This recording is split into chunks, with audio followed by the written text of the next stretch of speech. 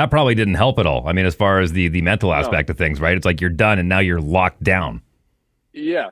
Yeah. And, I was never really a political guy before that. And, that it basically, when I was told I wasn't allowed to go into an arena and coach a kid, I was like, oh, I got political real quick and started being like, well, why can't I do this? Well, what's wrong with this? And, um, no, I was lucky to have my dad there, and I was there for 2.5 years. Learned a lot from him. It was definitely a weird time.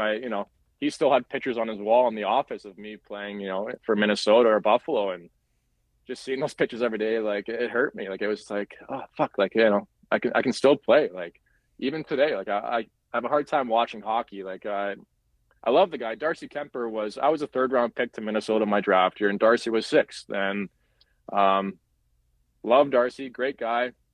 But seeing him on TV still, I'm like, I can play with him. I can do it. But the body says otherwise, right? So it's just difficult. And when the game is done with you, it's like you can't.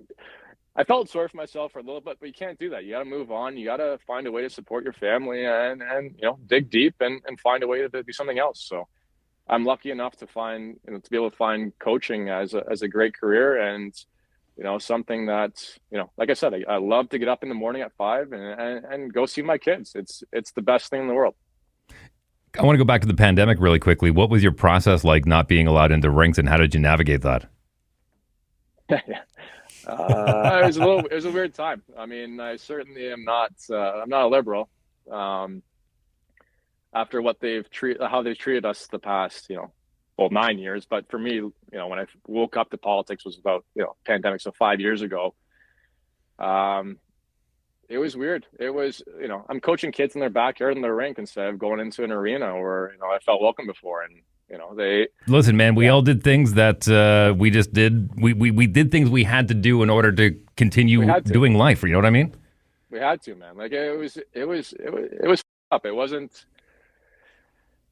Looking back, like I don't know how anyone didn't see the propaganda flying at our face all the time. Every day you turn on the news, and it was just like, how are we not, realizing what's going on here? This is not right. Something's fishy here.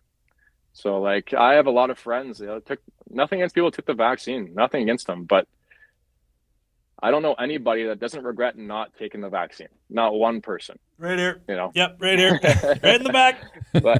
but a lot of people do regret taking it. I have two family members that have heart issues. I got buddies that I played with that are very healthy, like big, strong guys that have myocarditis, pericarditis, and they have these heart issues. And it's like it makes me sick the way they treated our citizens here in Canada. And you know I'm not sure if it's because I've traveled the world. I lived in the States, but at that point, I wish I was in the States. So I wish I was, part of, some freedom state where, a Florida or a Texas where they gave you the choice. You can do what you want, but if you're afraid, stay home. If not, go out and do your thing, work. When I was in Sweden, I remember going over there, and I'm sure you had a similar experience as well, but being in Canada from March of the beginning of the scamdemic until August, going over to Sweden, where they had the Mall of Scandinavia, 10,000 people door to door, wide open, the rinks were open, everything was fine, and then coming back home at Christmas time and being like, this is insane. Like, you people are insane. Like, they having the snitch line to call if you were having family over for Christmas, and then going back to Sweden for a year, then coming back to the madness, and God bless the truckers for what they did in downtown Ottawa, because they changed the world. They saved everybody for what they did. They did. It truly did.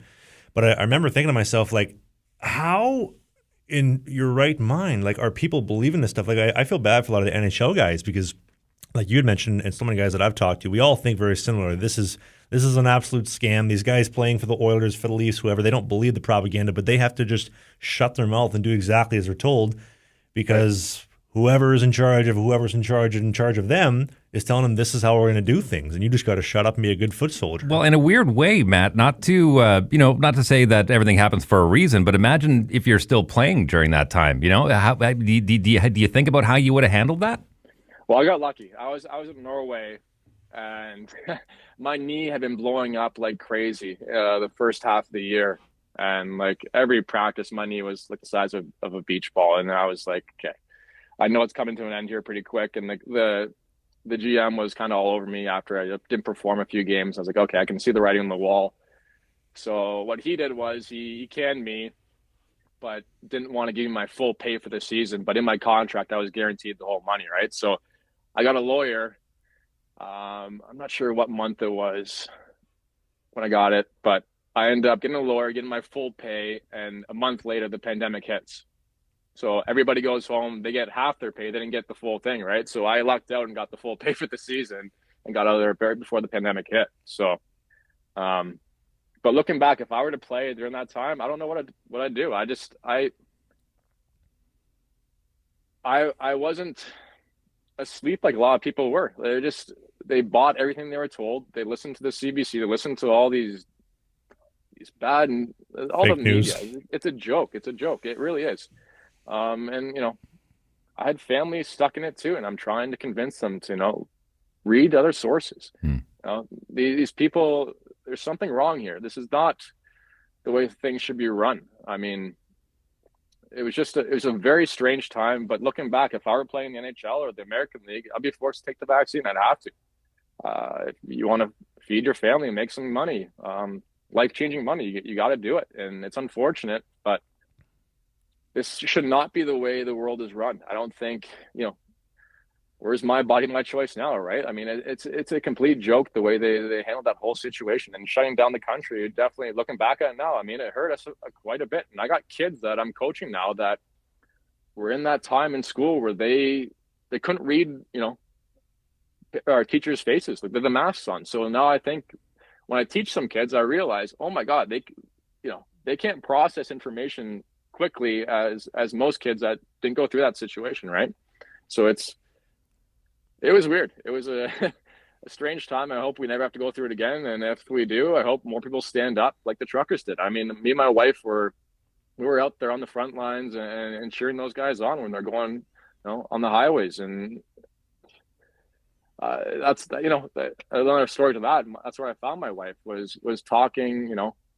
I was on Instagram one day, just ranting about how wrong this is, and I'm a healthy 30-year-old who's in the best shape of his life, and you're telling me I need a vaccine to stay healthy, like here. And also the guy telling you that's 400 pounds and shaped like a pear. Exactly. Yeah. So. Yeah, I'll take advice from you, dude. Yeah. So that's where I got lucky. I found my wife. She was following me, and she reached out. And she's like, "Hey, you want to go on a date sometime?" And I got very lucky. Find the my perfect partner, I guess. Hey, more hockey content. It's might be old, it might be new, it might be a full episode, it might be a half episode, but you can click these boxes because who doesn't like clicking boxes?